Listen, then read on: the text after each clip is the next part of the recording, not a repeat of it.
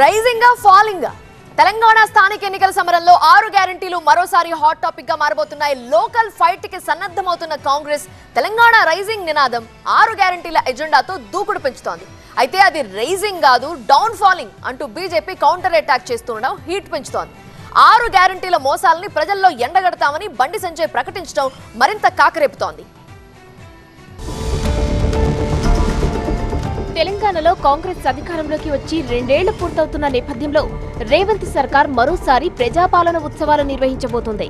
December 1 నుంచి 9 వరకు రాష్ట్ర వ్యాప్తంగా ప్రజాపాలన వారోత్సవాలు చేపట్టబోతుంది. తెలంగాణ రైజింగ్ పేరుతో నిర్వహించే ఈ వారోత్సవాల కోసం భారీ ఏర్పాట్లు చేస్తుంది. కాంగ్రెస్ ప్రభుత్వ 2 ఏళ్ల పాలన విజయాలను ప్రజల్లోకి తీసుకెళ్లనుంది. తెలంగాణ వ్యాప్తంగా అన్ని గ్రామాలు, మండలాల్లో నిర్వహించే ప్రజాపాలన వారోత్సవాల్లో మంత్రులు, ఎమ్మెల్యేలు పాల్గొంటారు.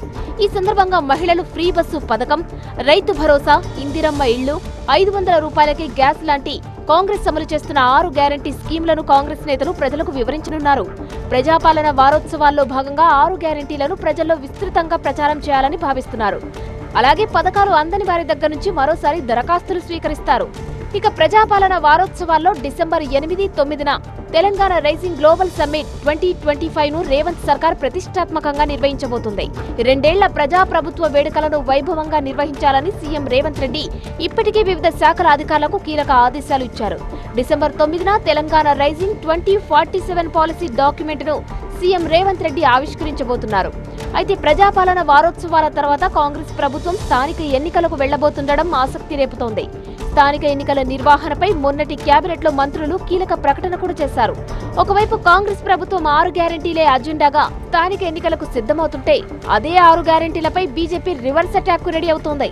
కాంగ్రెస్ 6 గ్యారెంటీల మోసాలపై కరపత్రాలతో ఈ నెల 26 నుంచి గ్రామాల్లోకి వెళ్లబోతుంది.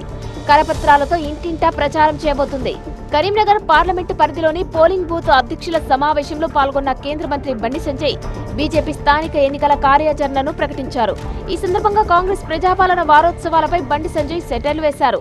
ప్రజాపాలన దినోత్సవాలు నడుపుతారట, తెలంగాణ రైజింగ్ ఫెస్టివల్ అట.